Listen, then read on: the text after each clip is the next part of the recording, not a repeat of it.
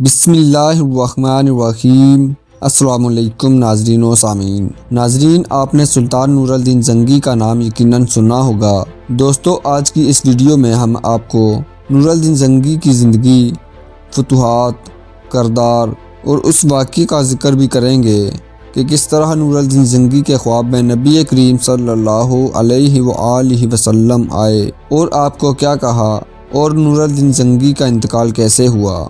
دوستو، ویڈیو میں آگے بڑھنے سے پہلے اگر آپ ہمارے چینل پر نئے ہیں تو ہمارے چینل اردو ڈسکور کو سبسکرائب کریں۔ نور الدین زنگی کا پورا نام المالک العادل نور الدین ابو القاسم محمود ابن عماد الدین زنگی تھا۔ آپ زنگی سلطنت کے بانی عماد الدین زنگی کے بیٹے تھے، جس نے تاریخ میں بڑا نام پیدا کیا۔ نور الدین فروری 1180 میں پیدا ہوئے اور 1146 سے 1174 تک 28 سال تک حکومت کی۔ جنگیں۔ نور الدین زنگی نے مسیحیوں سے بیت المقدس واپس لینے کے لیے پہلے ایک مضبوط حکومت قائم کرنے کی کوشش کی اور اس مقصد کو حاصل کرنے کے لیے گرد و نواح کی چھوٹی چھوٹی مسلمان حکومتوں کو اپنی سلطنت میں شامل کیا۔ شروع میں نور الدین کا دارالحکومت حلب تھا۔ 549 ہجری میں اس نے دمشق پر قبضہ کر کے اسے دارالحکومت قرار دیا۔ اس نے صلیبی ریاست انطاکیہ پر حملہ کر کے کئی قلعوں پر قبضہ کر لیا اور بعد ازاں ریاست ایڈیسیا پر مسلمانوں کا قبضہ ختم کرنے کی عیسائیوں کی کوشش کو بھی ناکام بنا دیا۔ دوسری صلیبی جنگ کے دوران دمشق پر قبضہ کرنے کی کوششوں کو بھی سیف الدین غازی اور معین الدین کی مدد سے ناکام بنا دی اور بیت المقدس سے مسیحیوں کو نکالنے کی راہ ہموار کر دی۔ دوسری صلیبی جنگ میں فتح کی بدولت ہی مسلمان تیسری صلیبی جنگ میں فتح یاب ہو کر بیت المقدس واپس لینے میں کامیاب ہوئے۔ اس زمانے میں مصر میں فاطمی حکومت قائم تھی، لیکن اب وہ بالکل کمزور ہو گئی تھی اور مصر چونکہ فلسطین سے ملا ہوا تھا، اس لیے مسیحی اس پر قبضہ کرنا چاہتے تھے۔ یہ دیکھ کر نور الدین نے ایک فوج بھیج کر 564 میں مصر پر بھی قبضہ کر لیا اور فاطمی حکومت کا خاتمہ کر دیا۔ نور الدین زنگی کا کردار۔ نور الدین بہادری میں اپنے باپ کی طرح تھے۔ ایک مرتبہ جنگ میں اسے دشمنوں کی صف میں بار بار گھستے دیکھ کر اس کے ایک مصاحب قطب الدین نے کہا، اے ہمارے بادشاہ سلامت، اپنے آپ کو امتحان میں نہ ڈالیے۔ اگر آپ مارے گئے تو دشمن اس ملک کو فتح کر لیں گے اور مسلمانوں کی حالت تباہ ہو جائے گی۔ نور الدین نے یہ بات سنی تو جلال میں آ گئے اور کہا، قطب الدین، زبان کو روکو، تم اللہ کے حضور گستاخی کر رہے ہو۔ مجھ سے پہلے اس دین اور ملک کا محافظ اللہ کے سوا کون تھا؟ نور الدین نے شریعت کی خود پابندی کی اور اپنے ساتھیوں کو بھی پابند بنایا۔ انہیں دیکھ کر دوسروں نے بھی تقلید کی، جس کی وجہ سے عوام میں اسلام پر عمل کرنے کا جذبہ پیدا ہو گیا اور لوگ خلاف شرع کاموں کے ذکر سے بھی شرمانے لگے۔ نور الدین زنگی کے رفع عامہ اور فلاحی کام۔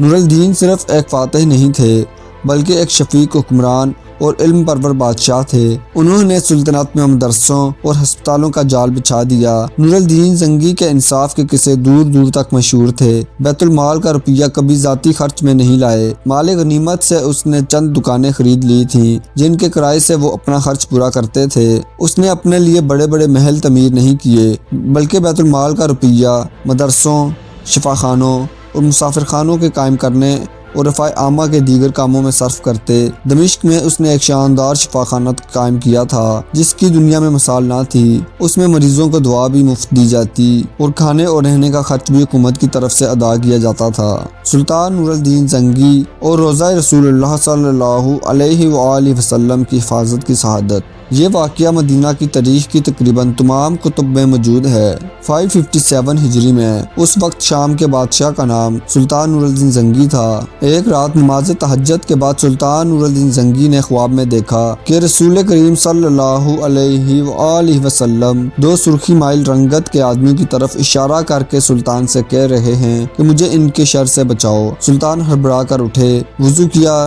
نفل ادا کیے اور پھر آپ کی آنکھ لگ گئی۔ خواب دیکھنے کے بعد آپ یہاں کیوں بیٹھے ہیں اس کا اب کسی سے ذکر نہ کریں اور فوراً مدینہ روانہ ہو جائیں۔ اگلے روز سلطان نے 20 محسوس افراد اور بہت سے طوائف کے ساتھ مدینہ کے لیے کوچ کیا اور 16ویں روز شام کے وقت وہاں پہنچ گئے۔ سلطان نے روضہ رسول پر حاضری دی اور مسجد نبوی میں بیٹھ گئے۔ اعلان کیا کہ اہل مدینہ مسجد نبوی میں آ جائیں، جہاں سلطان ان میں تحائف تقسیم کریں گے۔ لوگ آتے گئے اور سلطان ہر آنے والے کو باری باری تحفہ دیتے۔ اس دوران وہ ہر شخص کو غور سے دیکھتے، لیکن وہ 2 چہرے نظر نہ آئے جو سلطان نے خواب میں دیکھے تھے۔ سلطان نے حاضرین سے پوچھا، کیا مدینہ کا ہر شہری مجھ سے مل چکا ہے اور اپنا تحفہ وصول کر چکا ہے؟ حاضرین نے کہا، سوائے 2 آدمیوں کے۔ سلطان نے پوچھا، وہ کون ہیں اور اپنا تحفہ لینے کیوں نہیں آئے؟ تو بتایا گیا کہ یہ مراکش کے صوم و صلات کے پابند 2 متقی باشندے ہیں، دن رات رسول کریم صلی اللہ علیہ وآلہ وسلم پر درود و سلام بھیجتے ہیں اور ہر ہفتے مسجد کعبہ جاتے ہیں، فیاض اور مہمان نواز ہیں، کسی کا دیا نہیں لیتے۔ سلطان نے کہا، سبحان اللہ، اور حکم دیا کہ ان دونوں کو بھی اپنے تحائف وصول کرنے کے لیے فوراً بلایا جائے۔ جب انہیں یہ خصوصی پیغام ملا تو انہوں نے کہا، الحمدللہ، ہمارے پاس اللہ کا دیا سب کچھ ہے اور ہمیں کسی تحفے تحائف یا خیر و خیرات کی حاجت نہیں۔ جب یہ جواب سلطان تک پہنچایا گیا تو اس نے حکم دیا کہ ان دونوں کو فوراً پیش کیا جائے۔ حکم کی تکمیل ہوئی اور دونوں کو سلطان کے سامنے پیش کیا گیا۔ سلطان نے ان دونوں کو فوراً پہچان لیا، یہ دونوں وہی تھے جنہیں آپ نے خواب میں دیکھا تھا۔ تاہم سلطان نے اپنے غصے کو قابو میں رکھا اور پوچھا، تم کون ہو؟ یہاں کیوں آئے ہو؟ انہوں نے کہا، ہم مراکش کے رہنے والے ہیں، حج کے لیے آئے تھے اور اب روضہ رسول کے سامنے زندگی گزارنا چاہتے ہیں۔ سلطان نے سختی سے کہا، کیا تم نے جھوٹ بولنے کی قسم کھا رکھی ہے؟ اب وہ چپ رہے۔ سلطان نے حاضرین سے پوچھا، یہ کہاں رہ رہے ہیں؟ بتایا گیا کہ روضہ نبوی کے بالکل نزدیک ایک مکان میں جو مسجد نبوی کے جنوب مغرب میں دیوار کے ساتھ ہے۔ سلطان فوراً اٹھا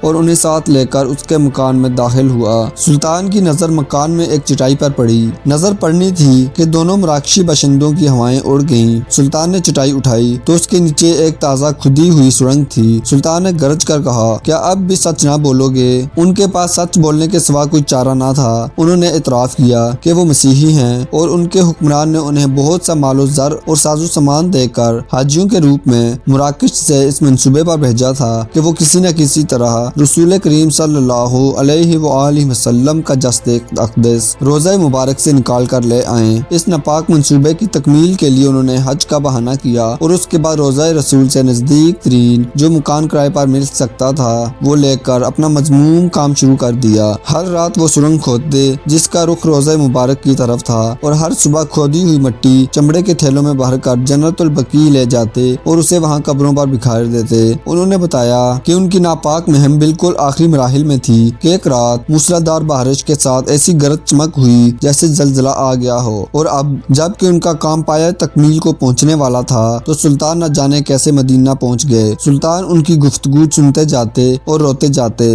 اور ساتھ ہی فرماتے جاتے کہ میرا نصیب کہ پوری دنیا میں سے اس خدمت کے لیے اس غلام کو چنا گیا۔ سلطان نور الدین زنگی نے حکم دیا کہ ان دونوں کو قتل کر دیا جائے اور روضہ مبارک کے گرد ایک خندق کھودی جائے اور اسے پگھلے ہوئے سیسے سے پاٹ دیا جائے تاکہ آئندہ کوئی بدبخت ایسی مذموم حرکت کے بارے میں سوچ بھی نہ سکے۔ انتقال۔ مصر پر قبضہ کرنے کے بعد نور الدین زنگی نے بیت المقدس پر حملہ کرنے کی تیاریاں شروع کر دیں۔ بیت المقدس میں رکھنے کے لیے اس نے اعلیٰ درجے کا منبر تیار کروایا۔ اس کی خواہش تھی کہ فتح بیت المقدس کے بعد وہ اس منبر کو اپنے ہاتھوں سے وہاں رکھیں گے، لیکن خدا کو یہ منظور نہ تھا۔ نور الدین ابھی حملے کی تیاریاں ہی کر رہے تھے کہ نور الدین زنگی کو اشاشیش نامی ایک شخص نے زہر دے دیا جس سے ان کے گلے میں سوزش پیدا ہو گئی جو کہ ان کی موت کا باعث بنی۔ 15 مئی 1774 کو ان کا انتقال ہو گیا۔ انتقال کے وقت نور الدین زنگی کی عمر 58 ایئر تھی۔